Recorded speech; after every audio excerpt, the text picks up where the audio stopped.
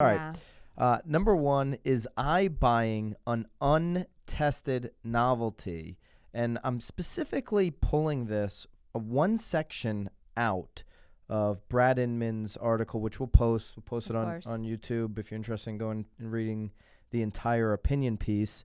It is the scourge of untested novelties in real estate. What does scourge mean? Do you know the definition of that? Just want to make sure I said it right. You said I've it. been working on my reading game. As far as when I I know, you said it right. When I find a word that I don't know, I do the pronunciation on Google and the definition. See, the problem is though, is that we've tried using It makes pronunciations reading before. longer. Oh, so much Reading longer.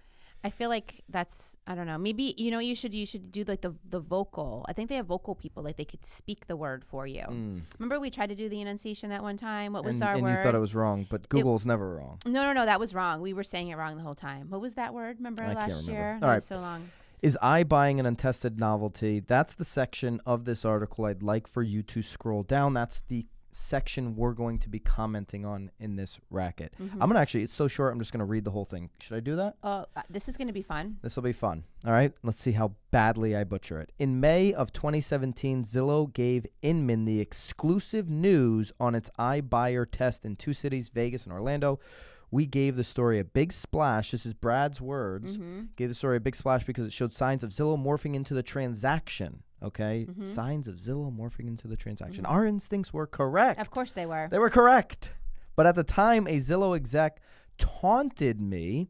Why the big deal? It's just a test. Yeah, right. Yeah, right. iBuying is not a novel idea. This is all Brad's words. Investors have always bought houses, true.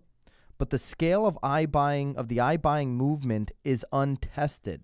Suddenly, these private equity tech duets are spending billions of dollars buying houses, boom or bust. No one knows yet. No one knows yet. Private equity is a little, but anyway. Have you ever talked to anybody that's actually sold their house that way? I would love to. That would I be talked interesting. to somebody in New York recently. This table's very wobbly. It's always Apologize. wobbly. Talked to somebody in New York that actually bought their house from Zillow. Bought it from Zillow. He's an agent. But I'm wondering. And he bought the listing? Zillow-owned house. Interesting. Yeah. But I'm curious about the other end. Like, how easy is, because they're obviously claiming that this iBuyer process is going to be, easy. Well, yeah, let's break this down a little bit. So Brad's saying iBuying is not a novel idea, and we agree. If you've watched The Real World, we agree. Like the telephone polls, we buy houses, just investors sending out mail or doing whatever they can to connect with attorneys. Like all that, local investors, flippers, whatever you want to call them, that's been going on. Agree with you. And he says, but the scale of the iBuying movement is untested. This is where I'm calling racket. I completely disagree that the scale of iBuying or offering, in a sense, Zillow offers. I'm going to just focus on Zillow. That is not untested. I want to go back to last week's show when I said a request for a Zillow offer in the 19 territories, the 19 regions or cities that Zillow Offers has launched. A request for an offer comes in every 1.25 seconds. So what's not untested is that at scale, if you offer the opportunity to buy somebody's house with no strings attached, despite the fact that it's at a massive discount, at scale, Zillow Offers will generate a ton of leads. Zillow doesn't have to win at iBuying. They have to win at generating leads for a fee or a referral fee or whatever. And that game, they are not only winning, but they are running away with it. Absolutely. So to me, iBuying doesn't have to work at scale because its purpose is already working at scale. They may even... Well, the purpose for Zillow, for sure. And we covered this. They may even continue to lose a couple thousand per house that they personally iBuy and then resale. But it's a trade-off for all of the other leads and income that they're going to generate by being the one that hands the real estate community the lead. So I guess it depends on how you're looking at the iBuyer platform. Are you looking at it being successful as a purchase, or are you looking at it being successful as a lead?